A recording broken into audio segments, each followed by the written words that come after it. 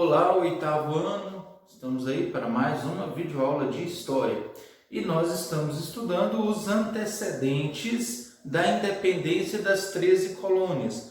Lembrando que estamos falando dos Estados Unidos. Então, antes dos Estados Unidos conseguirem a sua emancipação política, aquela região lá ficava conhecida como as 13 colônias, que, como nós vimos no mapa, são os 13 estados que formam lá os Estados Unidos, que ficam na costa leste, tá certo? Então essa região era chamada de 13 colônias, porque eram colônias inglesas. Então, nós estamos estudando os antecedentes da independência, ou seja, aquilo que aconteceu antes da independência, que conduziu até a independência, tá certo? E nós vimos na última videoaula que um dos antecedentes foi a Guerra dos 7 Anos. Se você não lembra desse vídeo, assista novamente. O que foi a Guerra dos 7 Anos e o que ela tem a ver com a independência dos Estados Unidos. Se você não lembra, assista a última videoaula. Então, outro acontecimento importante para o processo de independência das 13 colônias foram as leis inglesas da reação colonial, que em geral tem a ver com o Pacto Colonial. Se você não lembra o que é o Pacto Colonial, assista a última videoaula. E tem a ver também com o comércio triangular. Se você não lembra o que é o comércio triangular, assista a última videoaula. Então agora nós vamos ver, que leis foram essas e como elas aconteceram.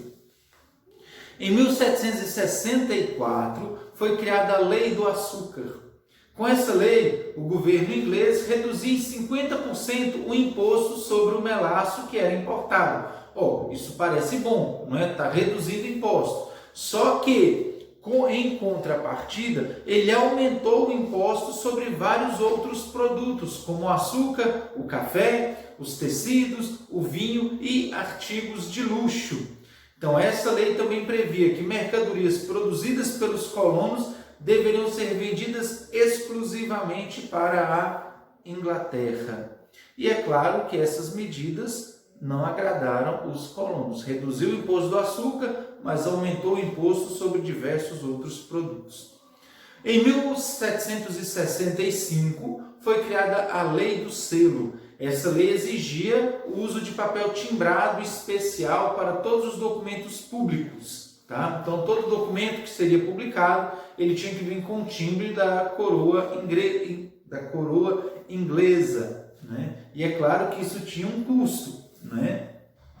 Porém, essa lei, como não deu muito certo, ela acabou sendo revogada um ano depois, por causa da pressão que os colonos fizeram.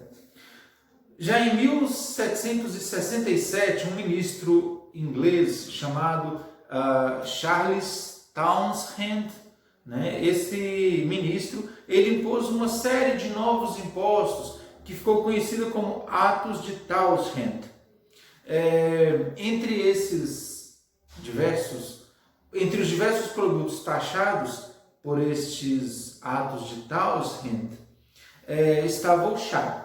E o chá era um produto essencial para os ingleses e para os colonos, porque eles consumiam muito chá. Então, aumentou o imposto sobre o chá. Com todas essas medidas, os colonos começaram a evitar comprar produtos ingleses, e eles preferiram produzir aquilo que eles precisavam. Falar, já que tem tanto imposto para trazer da Inglaterra para cá, então nós vamos produzir aquilo que nós precisamos para o nosso uso. Então, com isso, essas leis acabaram sendo novamente revogadas. Só que em 1773 foi criada a Lei do Chá. E essa lei ela provocou um descontentamento da população. Os colonos, eles eram organizados em um grupo de manifestantes. Esse grupo ficou conhecido como Filhos da Liberdade, e eles ocuparam navios carregados de chá. Isso aconteceu no dia 16 de dezembro de 1773, e eles fizeram isso fantasiados de indígenas. E eles entraram, né, ocuparam os navios carregados de chá e pegaram todo o chá que tinha nesses navios e despejaram no mar. Esse episódio ficou conhecido como Boston Tea Party. Boston Tea Party. Que numa tradução livre seria incidente em Boston. Em uma tradução literal, festa do chá em Boston. Bom, vamos lá. Como resultado, os ingleses decretaram a chamada Lei de Coerção. Com essa lei, o porto de Boston foi fechado, os colonos teriam que pagar pelo prejuízo do chá que foi derramado no mar, e diversas restrições foram criadas sobre a realização de reuniões.